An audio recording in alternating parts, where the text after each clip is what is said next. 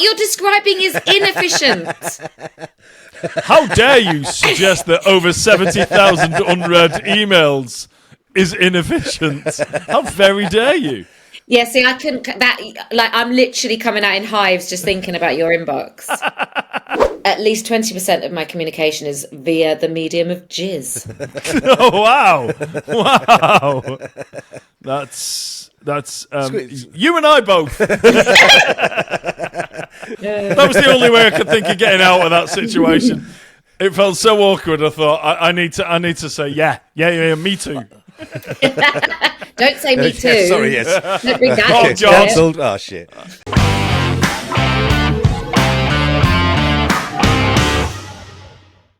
Hello, and welcome to the Mildly Controversial Podcast.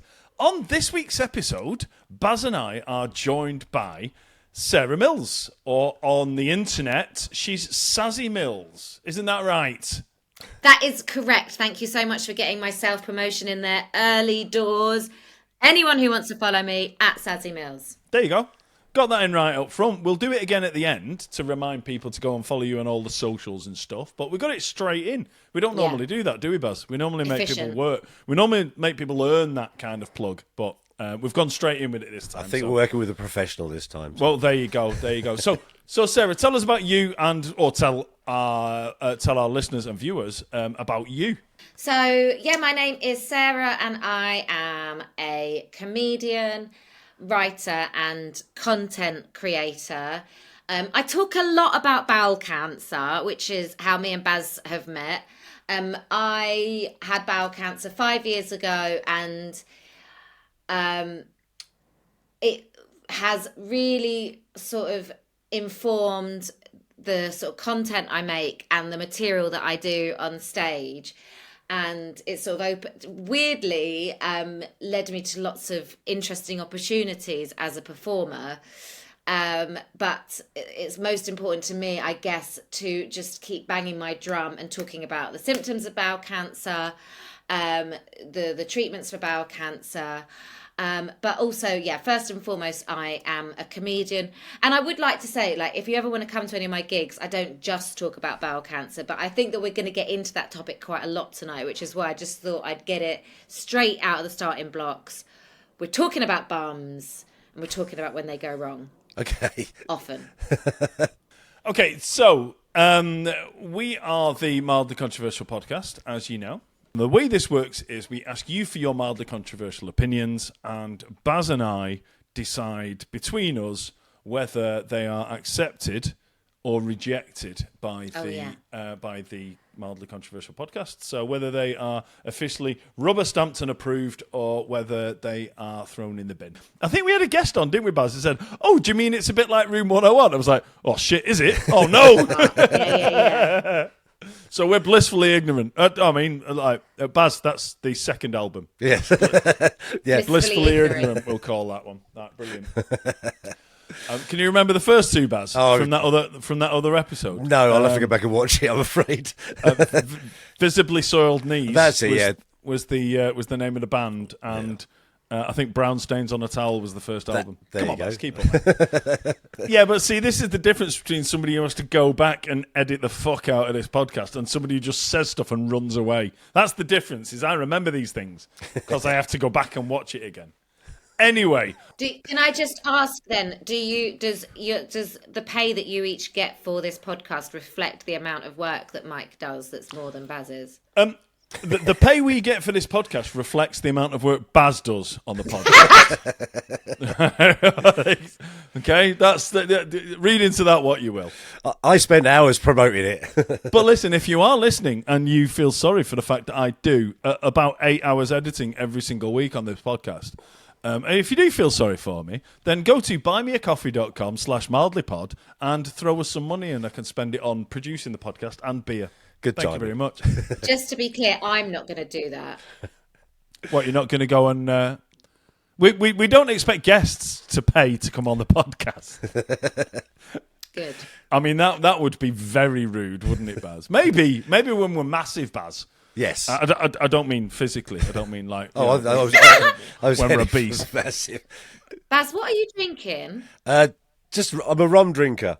And Mike, what are you drinking?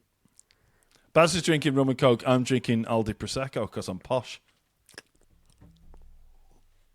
Aldi Right. Prosecco because I'm posh is Yeah. so that is a sentence absolutely wrought with contradiction. Michael. It's deliberately oxymoronic. There you go. Yeah. See? Or just moronic. Who knows? Hey! Anyway, should we get back to why we're all here? I think we should. I'm Right, enjoying myself. I'm not really bothered about everything else. Let's get a taxi back from the tangent to where we were supposed to be. Okay. Okay, so Sarah, would Yes. you bless us with your first mildly controversial opinion? So my first mildly controversial opinion is that all toilets should be public toilets. All right, you're going to have to expand on this a little bit. Talk us through the theory and the rationale. Well, I was thinking about this today, right? Because I went on a run this morning and I suddenly realised I needed the loo and I was about 20 minutes into my run. And we have this idea that you shouldn't walk into a pub or you shouldn't walk into any sort of public space or restaurant. You should be so I've gone into pubs before and apologized that I need to use their toilet or asked permission to use their toilet, and it just got me thinking that we kind of have this almost prissy idea around toilets where it's no, you mustn't use anyone else's, or you can't go into that space unless you're going to give them money to use their toilet. And I think it doesn't do justice to any of the disabled community. It doesn't do justice to people with continence issues, and it's also kind of denies this idea that we are all just leaky, pissy, pooey human beings. Today, what happened to me, it wasn't anything to do. So I've got a stoma. A stoma is an opening in your abdomen, a piece of your intestine. One end of your intestine is passed through, and then you collect poo in a bag. So for me, I've had a bowel resection. So I've had a bit of my intestine removed, and one end of the intestine is just rerouted out the front, which sometimes means I do get caught and I do need a toilet straight away. But actually today it was just that I'd badly planned and needed a piss. And even that shouldn't mean that I have to do this groveling to go into a cafe or I just think we should change all these rules around all the toilets and just be if there's a toilet, people can use it. If someone knocked on my door right now and was I'm about to piss myself, can I use your toilet? I'd be yes, you can, because it's just a toilet. Okay, well, we're going to give your address out later. So if anybody needs a piss in your area, then we'll just let them know where to go. We'll get it. We'll put it up on the internet. But are you saying therefore that by standing by this idea, I should give freely I'm saying an entire overhaul of the way we treat toilets, not that I have to somehow do the extra work to make that happen. Okay. I wasn't suggesting that. You were. You were. You literally said you would if somebody knocked on your door. Yeah. Yeah. So I'm just gonna. But don't give out my address. I know you're joking, but do you know what I mean? I don't know your address anyway. Thank But yeah, God for that. I'll get your house put onto Google with a little toilet sign, so people know they can come to yours. Okay, excellent. Right, Baz, where are you on this toilet debate? So it is one of those things. If you've ever been caught short, I mean, I think we've all done the same thing. I definitely have. Where you go to a pub and you're I'll go and get myself a Diet Coke just so I can go use the toilet. Yeah. Which seems weird, but so you wouldn't go into a restaurant and buy a meal just so you could have a shit, right? So yeah, you wouldn't, would you? But it's. I mean, all shit start as meals. Yes. But Baz, you don't need to buy the meat. You don't need to pay for a meal until you've got it. Yeah. And you've eaten it. Yeah. So if you just go into a restaurant, sit down, order a meal, go, excuse me, I need the toilet, walk off to the toilet, and then fuck off. You've not actually done. They've not delivered anything. You've done nothing wrong. Maybe that's the secret. I'm one of those people that don't like using public toilets anyway. Putting it delicately, I don't think I'm I don't think I'm the sort of person you want using your toilet. Baz, that statement Yeah. throws more questions than answers. Oh no, Yeah, but do you have an especially explosive body? no. I just think I'm smellier than most people, if I'm being honest. And it's I've been in public toilets before when someone's walked in and going, "Oh fucking hell, what's that? Someone died in here," which is which is usual smell for toilet. But I think I'm stronger than most when it comes to the smell department. So it's put me off since I was younger. But I do go now because like sometimes you just have to go, right? And also getting back to that thing, if someone knocked on my door and said I need to use your toilet, I'd be like, yeah, crack on. It wouldn't bother me in the slightest. But I think people just don't do that, do they? We'll put Baz's on as well. Yeah, Baz is going on Google. Mate, my dress is already on. I put the front door and the town I live in. So, But actually, I think that this thing about like people going, pooey, that also slightly grinds my gears a little bit. Like, and it happens a lot in women's toilets. Like, girls seem surprised that shit smells. yeah. Like, so you Yeah, get I a don't lot get of like that. kind of catty behaviour, like when people come out of a toilet and they may have like stunk it up, where people go, ooh, and it's like, what were you expecting in here? Like, Roses. and it bothers me as someone like I say with a stoma, like I'm stinky like you, Baz. Like I will stink out a toilet cubicle, but like I can't help that, and I think it's really weird that we're sort of uncomfortable about each other just being human. Like that's a space where we just are human, and I just think we have these weird relationships with public toilets. I think we need to reclaim being having smelly shits, and we just like when you walk out of a cubicle, go big on it and just go, whoa, that's a fucking rotter, that one.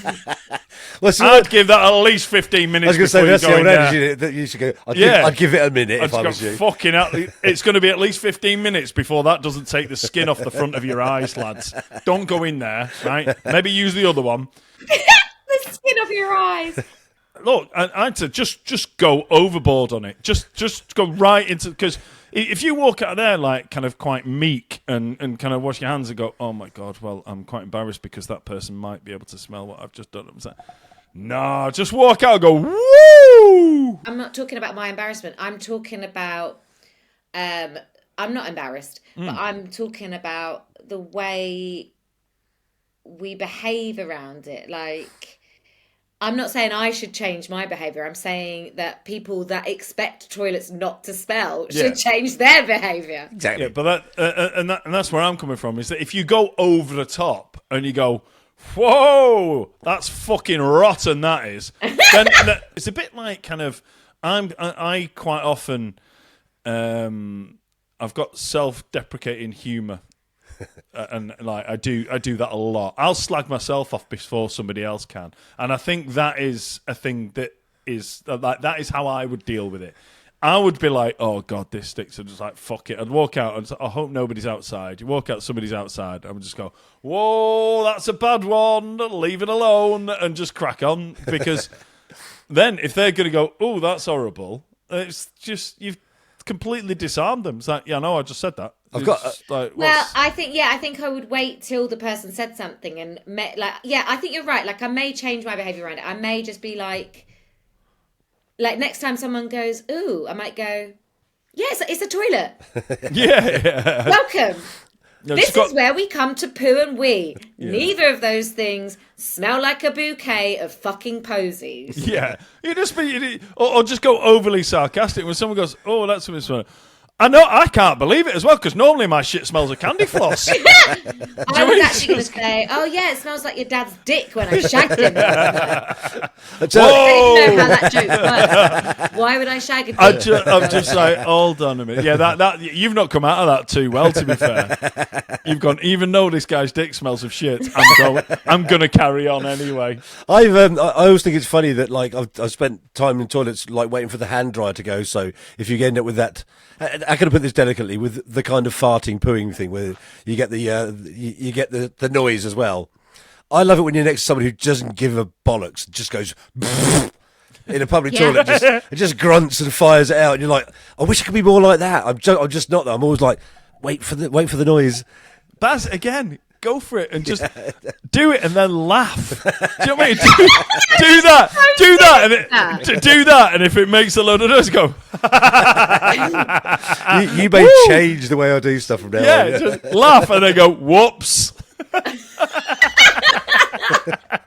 But then he'd get a reputation. It's a self-deprecating humour thing. It's like you laugh at it, or you take the piss out of someone before they could take the piss out of you. It's just it's the same thing. I love the fact that you may have started something here, a revolution in people going to the toilet, Sarah.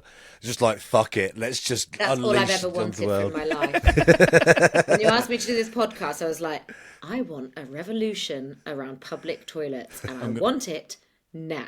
I'm going to start a revolution, and I'm going to start it in a toilet. That's perfect. Well, When we go back to the original thing of, basically, to paraphrase, it was like you should be allowed to go to anyone's toilet and not feel embarrassed about it. Should be able to go into, pubs, restaurants, bars, whatever. Yeah, I think it's especially like public spaces like that, because otherwise it feels a little bit inhumane. What I tend to do is, if you're going into a pub or something like that, I wouldn't ever walk into a pub and just go where are your toilets and go straight to the toilet. I would walk in and I would walk around the pub for 30 to 40 seconds pretending to look for someone and then go. Because that gives the impression that I am going to stay here once I've found my mate, but I just need to go for a wee first. there you go. I would add to this that I think it's abhorrent that there are toilets that you have to pay. Yes. Yeah. That's just not right. I mean, getting rid of your bodily waste is surely a human right. So for once in even more public spaces than bars, restaurants, cafes. Stations. Train stations. How can a train station charge you to go for a piss? It's obscene. I should start emptying my stoma bag on platform 8 of King's Cross Station and protest. Well, in the bin. Just into the bin. Yes. Yeah. Oh, yeah. Do you know what? That's actually not a bad idea. I was joking.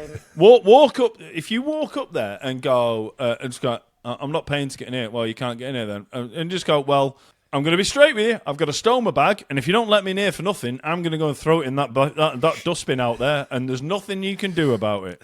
Because I'm pretty sure if you were to empty your stoma bag into a bin on a train platform, I don't think you've actually broken any laws there. No. Oh, I think it would be described as public something or other, maybe public defecation, public... They've already done it. It was in a bag. You've just been keeping it in a bag. Yeah, it's like, so if your dog did a poo and you put it in the bin, it's... sorry, that sounds like I've just compared you to a dog. I haven't. I genuinely haven't. Oh, babes, I'm a bitch. No, but I think you're right. I think logically, intellectually, those are two quite similar situations. And why is it... Yeah. I think we may have started a revolution. In the future, we'll have this sort of utopian situation where just there'll be toilets everywhere, I guess, is what I'm really aiming towards. Not that you should have to explain, Yeah. but I'm pretty sure if you go to somebody and say you either have IBS or you have a medical reason why you need to use the bathroom, I'm pretty sure people would let you use it. Well, let's just be clear. I'm the one with a stoma, and I will tell you that often people don't. Wow. Okay, that's bizarre. I got turned down. Actually, one time I was signing on and I wasn't allowed to use the toilets in the job centre. Fucking hell. They made me go down the road to the library and my bag was leaking. And I was signing on because I just had I was just in hospital for bowel cancer. And sorry, this has got a bit. I feel like maybe your podcast isn't about sad stories, but if you want an example of that happening, I can. That happens. We're about all stories on this podcast, aren't we, Mike? Yeah, exactly. Getting back to the original thing is that every toilet in a public space should be accessible to anyone, or anybody should be allowed to use it. Baz? Yeah, 100% agree with you. Absolutely. And do you know what? if I owned a pub or a bar or a restaurant or a cafe or a deli or anything like that, I don't understand why people would even think about being, oh, you can't use this unless you buy something from me. It's just, Yeah. I don't understand that. So it's a shoe-in. Your first one straight through. Yes! Get in there! That is literally the best and most enthusiastic celebration we've ever had. I love of winning. anybody having having an opinion accepted by the podcast. Can I just do an add-on to this? I work in the event world, and Yes. the portaloo is the much maligned item on a showground, because it's only dependent on the last person that used it for the condition that you find it in. So as someone who's worked in organisation, you'll have this thing where it goes, oh, the toilets are disgusting, and you kind of go, it's not my fault, it was the person before you. Yeah. So It wasn't like that when we set them up earlier. Yeah. So I think it's one of those things with all toilets. If you leave a toilet in a good condition, it's not such a bad thing for the person that follows you. We should just all we should all just tidy up after ourselves. That's how it should be. Yeah, it's interesting Well, isn't that's it? Because you beautiful. do raise a good point, which is that I guess it means that we all have to have a sort of mutual trust, Yeah. like we do in any public spaces, that we're going to treat it well. Yeah. And possibly the pubs and bars and restaurants, their view is that they can't have that trust because some people are just gross. I just realised that I was like, I've gone in hard on this mildly controversial opinion and then basically argued the other side of it by accident. Now you See, know well. when I worked in the corporate world, right, I used to have to go and present a justification for to the board for them to release some funds for my department to spend, right? And I always remember once I was quite junior, well, not quite junior, but it was early-ish on in my career. The board basically went, yeah, and I kind of like carried on justifying it. And when I went out, my boss went, when the board say yeah, just fucking shut up. Yes. So do you know what I mean? They've said yes, so thank you, walk out. Don't start saying more things because they're like, actually, do you know what I mean? I've done So that. I'm gonna give you the same. I'm gonna give you the same advice. We've agreed this. It's sailed through. Don't let yourself talk yourself out of it, and don't let us then revisit our decision. I said nothing. It's gone through. The It's last gone 10 through. minutes, I sat here in silence and I gazed upon your consummate beauty. There you go. There you go. I like that as well. I like that way of like trying to kind of, using flattery. No one's ever used flattery to try and get to have us be more receptive and more People are more idiots. accepting. People are idiots. And no one's done it before. Yeah, Anyway. good. What are you drinking? Well, I am really broke at the moment, and so I find myself like using the absolute like entrails of my booze cabinet. So this is a Cinzano. Wow. Even I'm not old enough to drink fucking Cinzano. What on earth is going on here? Have you got a DeLorean? Have you just got to get a drink from the past? Yeah. Fucking hell. How in your drinks cabinet is Cinzano a thing? I just remember when I was a kid, my parents really liked Cinzano. So I think at some point through the course of my adult life, they've gone, you should have a bottle of Cinzano. And obviously it's sat there and it's moved from every property that I've lived in and it's still there. But because I've not been able to like top up my booze supplies and that, so I've been drinking, like I've drunk all my vodka, and I haven't replaced it. I've drunk all my rum, haven't replaced it. I'm now I've nearly finished my Kahlua, and now I'm drinking the Cinzano. Fucking hell. You've now gone back to 1983 to get pissed, which is It was a brilliant. good year. I'm looking forward to the fact that you're going to reach to the back of the cupboard and find some mead in a bit as well. So Right. Okay, I think we're ready for There you number go. 2 now. Having a mobile phone does not mean you are accessible to everyone all the time. oh, Okay. Elaborate. So we've had in my lifetime, I've seen the invention of the mobile phone, the sort of flourishing of the use of mobile phones, right? And I have also seen etiquette build up around phones. So, for example, amongst lots of people that I know, amongst sort of my communities and my friendship groups and my family groups, there's this sense that if you don't reply to a message quickly, you're being rude. this weird idea that just because someone messages you, you should message straight back, otherwise you're being rude. Like, I think it's really insidious, and I think that is rudeness in itself, in a way. So, yeah, my mildly controversial opinion is that you shouldn't always expect fast replies, and it's not bad manners to have boundaries around your phone. Do you want to go first on this one, Mike? Yeah, well, look, I want to cross-examine. So I'm ready. at what point does it become rude then? So if I send you a message, if you don't reply in a minute, I'm not going to get arsy about it. If you don't reply in an hour, I'm not going to get arsy about it. If a week later you still haven't replied to me, then I'm going to get a bit pissed off with you. So at what point, where's the cutoff between what's acceptable to get a bit kind of annoyed that somebody hasn't got back to you? Well, here we go. When does the rudeness go from me demanding you? Where is the tipping point of me, of the rudeness being on me for expecting you to reply early, to you being rude by not replying quickly enough? At what time is the tipping point?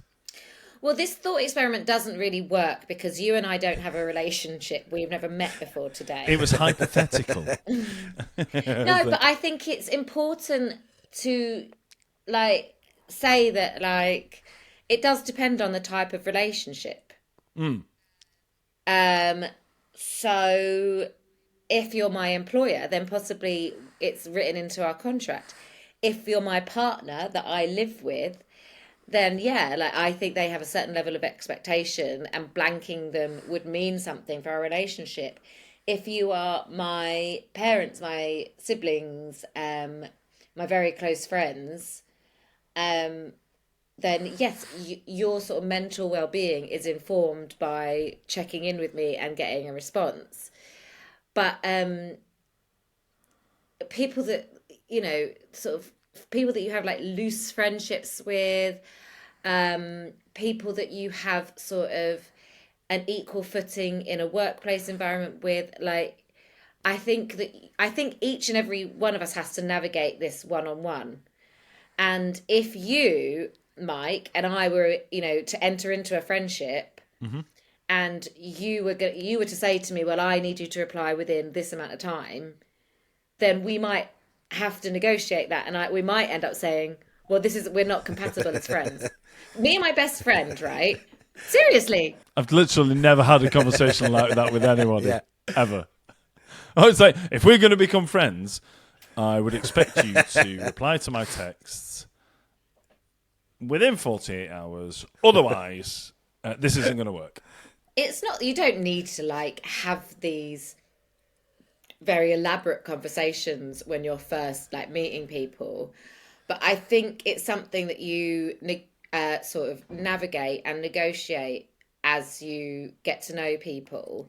And so, for example, I'm quite conscious of this as my thing, so I will make sure that I don't necessarily say it outright to people. I don't say it to people. I don't go by the way, never expect a reply from me. I'm a cunt.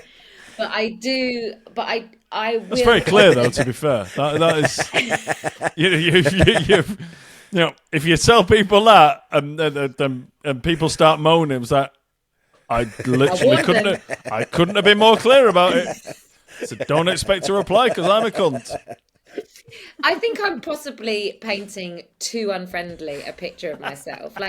I do generally reply to people, but sometimes it builds up. So I will say to myself, maybe once every few days, at maximum a week, I will just go through everything all at once. And just because so my policy is that I'm never going to ignore anyone forever, but I just sometimes, it might just take me a few days because I'm just gonna, I'll just do it all in one go. And that to me feels efficient, and it feels like the only way I can manage it. Because the thing is, right, if you've been offline, say for 24 hours, you might look at your phone and have sort of 6 live conversations that you haven't replied to. And some of them are just chit chat amongst the WhatsApp group. some of them are people getting in touch with you, asking you how you are, and some of them are work related, and some of them are health related. So it's like there's no way you can just look at that and prioritize and like triage your own bloody phone. So I would just go, I'm just going to go over it all in one go when I have like the peace of mind to do all of those things. Okay, so in that example, if I hadn't have like, firstly, I'm never away from my phone for 24 hours. But if I was, there wouldn't be 6 people trying to get a hold. This is the difference between you and I, is that there wouldn't be like there'd be the wife would have there'd be a message from the wife saying, "I'm in Aldi. Do you want anything?" Yeah, which you need to reply to straight away. You can't be like, yeah, last Monday I wanted some sausages. Yeah, exactly. Where are they? Exactly. So it said like she'll have sent that, and then she'll and so that'll be it. So it's a very kind of different level for me. So I think what I'm saying is it's kind of without going into like verbal agreements and stuff, which I think is it.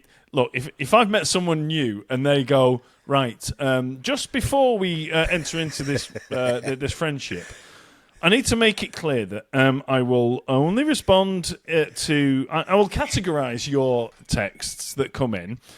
The ones I feel are urgent, I will respond to within 24 hours. The ones, if they go that, I was like, do you know what? Fuck it, this friendship's not going anywhere.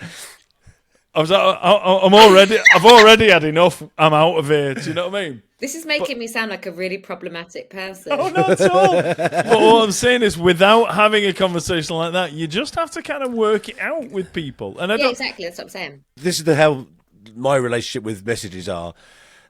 When I was working professionally for a company, I used to say to people, if you send me an email, will you send me a covering WhatsApp to you tell me you sent me an email? Because I won't fucking answer it otherwise, because I just don't keep up to date with stuff. It's not that I don't reply to things, I just don't look at shit. So yeah. But I think this just goes to show that there is so many different communication styles, and I think, Mike, we're really in agreement, because what you've described, what you've got with your wife, is that you found over time that you want and need the same sort of communication. Whereas Baz, what you've just described sounds like fucking hell to me. If someone was messaging me to be like, I've just sent you an email, I'd be like, why are you doubling up on the, like, I don't need I know, I've told people to do that, because otherwise I won't answer the email. Yeah. So we've got totally different approaches to this. See, I'm the same. I'm not like my accountant. If me and Baz have been through the state of our email inboxes. Mike absolutely fucking dominates me before we get into this. Yeah, I'll briefly go into it and just see how many unread. Yeah, 74,540 unread emails in my email. So, and I'm only on 47, and I thought I was the king until I spoke to Mike, and he was like, he belittled me with the amount of like his notifications. Yeah, so I've got 74,500 unread emails, right? So email is not the best way to communicate with me. So I've got an agreement. Literally, I've got an agreement with my accountant, and I say, if you send me something that needs actioning, if you send me an email that needs actioning, do not just send me an email, and because the number of times you sent me an email, and then a few like weeks later they've gone like, you really need to get this back to HMRC. It was like, get what back? Is that the email I sent you? Fucking. So I've literally got an agreement with my accountant that if they send me an email that needs actioning, they send me a WhatsApp to tell me. It's called efficiency. Email. Yeah, that's what you're describing is inefficient. How dare you suggest that over 70,000 unread emails is inefficient? How very dare you? Yeah, see, I couldn't. I'm literally coming out in hives just thinking about your inbox. I'm gonna have to breathe into a paper bag once we finish recording because of that thought. I lost control ages ago. Not just of your inbox. No, exactly, of everything. If my wife ever rings me, I literally, if it's ringing with her name in it, I go in a cold sweat because I'm like, shit, something really bad has happened. What have I done? Something really bad's happened. Because we just don't call each other. Yeah, even if I'm away for weeks, like we FaceTime each other in the evening, but we never call each other during the day or anything like that at all. It's just weird if we do. But But it makes sense if you're FaceTime each other. It sounded like you didn't talk at all if you went away, which sounded like In the past, I've worked away for months, and we'll go 3 or 4 days without like talking to each other, just because. Yeah, I work late. She goes to bed early, and then it's like, oh, it's 8:30. I can't call her now. So But that goes to show there's a level of compatibility there because it's obviously yeah. working for you Well, I'm really guys. like I said, I'm really And low maintenance. there'd So be another woman who wants to talk to yeah. you every day, and you wouldn't be able to do that, and it Well, wouldn't do work you for find them. with both of you with the phone, it's because it's impersonal. You kind of go, "You're right, yeah, you're right, yeah, we've been up to, yeah, I've had a good day. All right, speak to you tomorrow." Where actually, if you do something like this where you can actually see each other, there tends to be a bit more communication with what's going on, and we'll FaceTime each other for ages, where a phone conversation will be really over and done with quickly because it's just functional. I think that phone calls can often feel a bit weird. I like being on the phone now, but I have been through a phase in my life where I didn't enjoy being on the phone, and I've really sort of made myself get more into it. But I do think it is an unnatural way of like I think FaceTiming is actually more Yeah. natural than phoning. Unless you're trying to convince your boss that you're in bed ill and you're not, you're out on the golf course. Which is like, a sort of a voice floating across the airwaves into your ear, and they're not there, but they are there. I think they're, and you lose all of those other cues, like your facial cues, your bodily, whatever that word is, bodily. There you Language. go. Yes, thank you so There you go. much. Um, I wondered where you were going from bodily. Although I was like, she can't mean fluids. yeah, The I language, communicate. body language. Yeah. I communicate. At least 20% of my communication is via the medium of jizz. Oh wow. That's you and I both. That was the only way I could think of getting out of that situation. It felt so awkward. I thought I need to say yeah, me too. Don't say me too. Yeah, sorry, yes. Don't bring that Oh, into God. it. Cancelled. Oh shit. Hashtag also myself. I don't know. Where are we at? I've lost track of where we are now. I think we should go on to number 3. You haven't agreed or disagreed Oh, no, with yeah, my yeah. idea Oh shit! about Yeah, phones. yeah. Thank God I'm here. Well done you for telling us how our podcast works.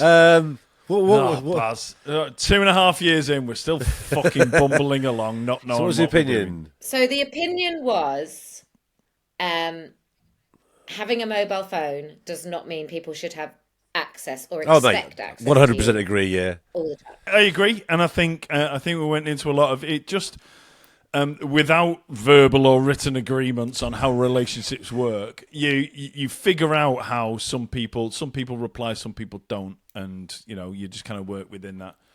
And yeah, don't lose your shit if somebody doesn't reply. But yeah, if my wife does say, "What do you want from Aldi?" She won't lose her shit if 3 weeks later I reply back with cheese. But that's interesting to me, Mike, because it sounded like you were in disagreement with me earlier. I don't know. Well, I don't know. I ebb and flow, and you just got to catch me at the right time. Anyway, Right. you've got 2. You've got 2 in now. What's your third?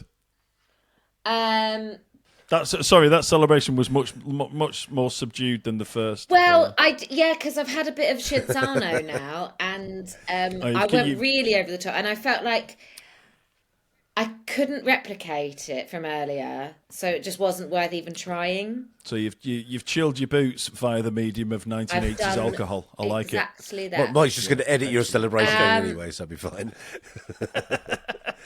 Same one for everyone. I'm going to go back to my other health thing now. I think my mildly controversial opinion is not actually that controversial, but anyway, you know what? I'm going to go into it anyway. My mildly controversial opinion is that prudishness kills. Ooh, right. Explain. And I'm talking specifically about how we conceive of and talk about bodies, human bodies. So, for example, I on my Instagram do a lot of sort of awareness raising around what stomas look like, how they work, what it's like to live with one. So basically, I post a lot of photos of me with my stoma bag out. Um, and I get a lot of pushback on that. I get a lot of like, especially on TikTok, in fact, I get a lot of people going, why? Um, and I get a lot of like, especially people like sort of my parents' generation, sort of hinting to me that they don't really like it and thinking that I'm not behaving with decorum to do that. And my issue with that is, I get it. I get that like we don't want to be looking at each other's bodies all the time, and maybe like if you're just scrolling Instagram, you don't necessarily expect to see like a part of someone's body that you weren't expecting to see. But my feeling is that this idea that looking at bodies in that way and examining them, the idea that that is inherently like not decorous and impolite and inappropriate is harmful to us all, because actually it's our bodies that we live in, and we need to see them and look at them, and you need to be able to look at these different types of bodies and different types of disability to understand them and to know how, for example, in my case, I think it's important to talk about what a stoma is and to look at a stoma and to know that that is part of like a bowel cancer diagnosis. I don't think that, sorry, this I'm writing a bloody dissertation here. Sorry. My point is that this old-fashioned idea that looking at our bodies is problematic is just not helpful to any of us. And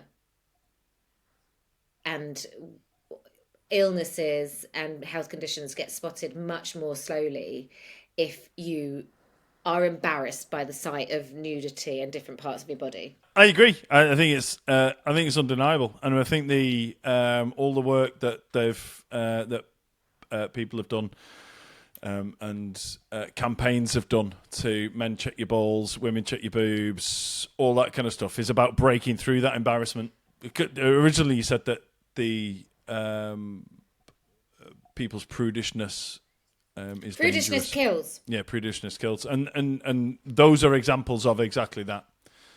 And if you're out there on social media telling people about your experience and what happened to you and where you are now, and if the stoma bag becomes the badge to people in immediately being able to see what's going on, yeah, if that becomes that, then so be it, because that opens up a conversation that you then are able to say what the symptoms are, what to look out for, and all that kind of stuff. So 100%, because I do get a lot of people being like, oh, you don't have to show us though. And it's like, but we're visual creatures.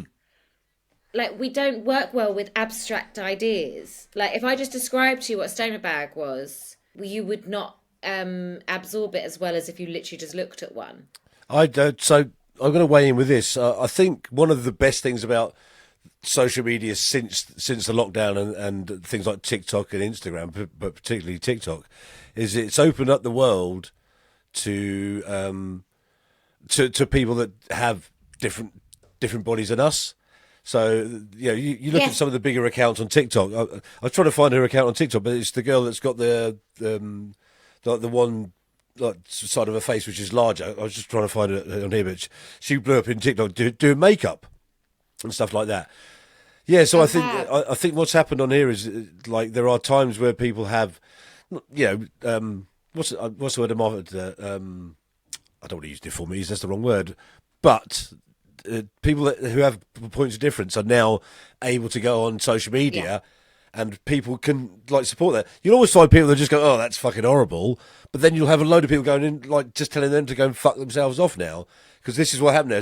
I think what's happened is that you can put yourself out there now, it's like normalising anything, isn't it? So if you're normalising like the stoma by not hiding it and being embarrassed about it. So I think it's the same with anybody. I follow a girl that doesn't have any arms, but she's got these amazing bionic arms. Yeah. So, Cool. but that's the reaction now. I think the reaction is that people are kind of going, "Oh, that's really cool that people, don't have." I follow someone who doesn't have any arms. That shows every day how she cares for her child, and I'm like going, "That's amazing," rather than going, "Oh, that's fucking weird." Yeah, and so I think it's looking at other people now and seeing how people go about all the daily tasks that I do, but without or with all the added extras of the things that I don't have or do have. So people with no arms, people with like yourself who have to do things differently than I do now. So I think a lot of it is now normalising that, and for a lot of people, kind of going, "Oh, that's fucking incredible," rather than going, "Oh, that's fucking weird, isn't it?" Well, the thing is, because on social media, everyone's just like swipe. You've got to, if you want to talk to people, you've got to do something differently. So if yours is your stoma bag, or like you're saying the girl who I can't remember her name. Whatever the most politically correct. Or the one with bionic arms. By the way, I want fucking bionic arms as well. Her name's Tilly Lockie, by the way, if everyone's going to check her out. I grew up with the bionic arms. Exactly, yeah. So to have bionic arms was something I probably wanted since I was 6. Anyway, but those are the sort of things that, if people look different, if people act different, if people, are up front very early into a video of what their difference is, then it works because it stops people. And you scroll through, like, I was going to say you scroll through TikTok and it's just pretty girl after pretty girl. Mine's just fucking golf after golf, but you get my point. Do you know what I mean? But it's like, you need something to stop you. And yours might be the stoma bag, because you are just like, this is different. People go, "Oh, what's that?" And they've stopped for 2 or 3 seconds, which is all you need for them to listen to what you're doing. Yes. And that's social. That is social media. You just got to stop people for 5 seconds, and then they'll listen. I would like to point out at this stage that as part of Sarah's social media, she does the replicating photographs of famous people, but with her stoma bag. Oh yeah, I do. I call it. I want to come up with a better title, but I've called it Stoma Heroes. That's the name of the photo series, Stoma Heroes. And it's basically iconic pictures that we all recognise. For example, Ursula Andress in that bikini, Halle Berry in James Bond, Tom Cruise in Risky Business. Jeff Goldblum, that's my favourite one. Oh, he's so I did really like that. I like the Minor Irish was mine. Oh yeah, Wrecking Ball. That's my favourite. So can I ask you just a quick question while we're on the subject? So are you part of a group of people that are you in a stoma gang? Are you with other? No, I'm not actually. Maybe because I'm such a cunt and I don't reply to messages. Well, there's probably a lot of people out there awaiting a reply from you from 6 months ago, going, "Look, we're going to have a stoma club, and you're not interested." Yes. But this is my other sort of thing. I think that social media gets a lot of derision, but actually there is so much about social media that is useful, beautiful, informative, builds community, powerful. And I think especially around like the cancer community, I know for myself, like I get comments all the time and messages in my inbox being like, thank you for thank you for sharing your pictures. I'm not brave enough to do it myself, but seeing you do it makes me feel more comfortable with my bag.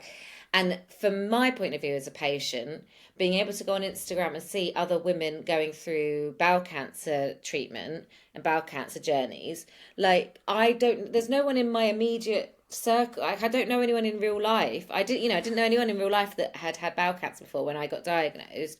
So social media was the only way I could find other people my age that had done that.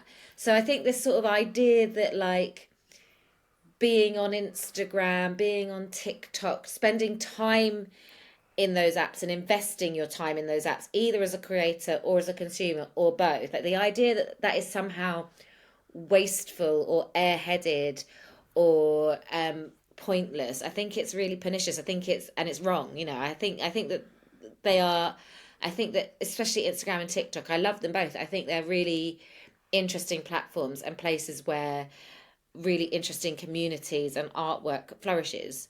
And being snobby about them is just Yeah. boring. Well, the reason me and Mike know each other is literally because of TikTok. So we there's the Did you meet yes on we did. TikTok? Oh, I love that. Two old people on the kids dancing app. Who knew? Who would have thought it? No, but I totally agree with you. It goes back to what I was saying earlier about the fact is it throws people into your path that you wouldn't have come across. You know, like years ago, old forms of social media, just old school Facebook wouldn't have thrown us together. Whereas TikTok is just two, No. like as Mike said, you know, two middle-aged men on a kids dancing app making content during lockdown. So they went, oh, I like what you do. Oh yeah, yours is all right too. Let's be friends. And then 2.5 years later, we're on a podcast and all the other shit that goes with it. It wasn't like that, Baz. You were like, I like what you do. Yeah. I ignored you. And then it was, I like what you do. It was like, I ignored you. And then in the end, I was like, this guy's scaring me now. I need to I need to say, oh, okay, all right, back off. We'll be friends. Right. Stop annoying me. I'll get back to you in 2 weeks. Yes. We'll definitely be friends as I'm typing out the restraining order. Anyway. You can type out restraining orders. Why didn't no one ever tell me that? Well, don't tell Baz that is not legally binding if you just type it out and print it out. We live in different countries. It's fine. So, well, we need to vote on the last one. My opinion was prudishness kills. Right, let me go first on this one. When it comes to prudishness, there literally isn't anything that offends me in terms of like bodies, because we're all different. I mean, yeah, I'm more offended by my own body than anybody else's. It's true. So am I, Baz, because every time I go on Instagram, all I fucking see is your body. Yeah, your belly, you're getting that out all the bloody time. It's me nipples. They're $4.5 nipples. I'm just going to say it right now. I earned You've got 9,000. bionic nipples. No. So I earned £9,000 on a GoFundMe just for doing like a bit of a topless like transition thing. That's what I would say. We broke it down to $4.5 a nipple. Just that's what we're like. Sorry. Can I get that kind of money out of my nipples? You'd probably earn more money out of yours than I would out of mine, to be fair. So Maybe I should think about it. I'm so So can we get back to wrapping up this podcast, by the way? I like this. This is the best fun ever. Okay, so my opinion or my views on this one is prudishness does kill, and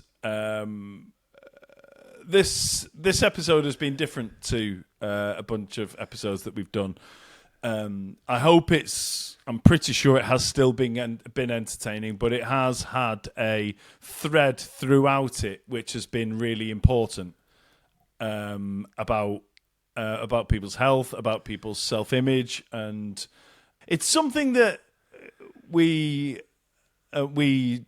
don't go out there and say a lot. But Baz and I have always been very clear that we're open about mental health. We're open about all of these kind of things, and let's be open about all of the things. So, particularly with the prudishness kills thing, 100%. And like I said, that is why there are campaigns for men to check your balls, women to check your boobs, and all that kind of stuff. We need to stop being so prudish about stuff. So. To be fair, when you come in with things like stop people dying by stop being prudish, I mean, we're not going to go, no, yes. Are we? Do you know what I mean? We're not going to say, nah, that's bollocks. Yes. Everybody should be completely reserved. Yeah. Don't ever show your stoma bag again. Don't ever talk about cancer. Don't ever talk about it. So... I guess what you're saying is I played an easy game here. It was an easy shoo-in, but only because we completely agree with everything that you say. So it's not like you came in with a strategy.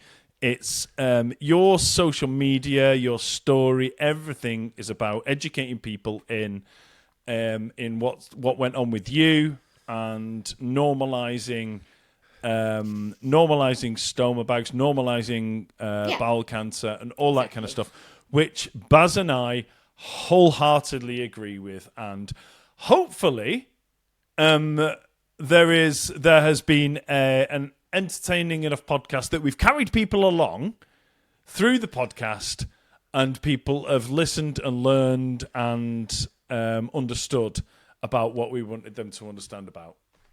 Are you both going to check your balls after this? I've been checking my balls throughout the entire episode. I wish you hadn't. It's too late now. And on that bombshell, that is where we will leave the podcast for this week. So thank you so much, Sarah, for joining us. Really, really happy to have had you on. Lovely to have met you. And to reiterate what we started with, if you want to follow Sarah on social media, it's at Sazzy Mills on all the social media, things like that. Go along, give her a load of support, share her stuff, get the message out there that Sarah is trying to get out to as many people as possible. Thanks again, Baz. Thanks everybody for listening, and we will see you next time. Ta-da. Thank you. Bye-bye. Bye.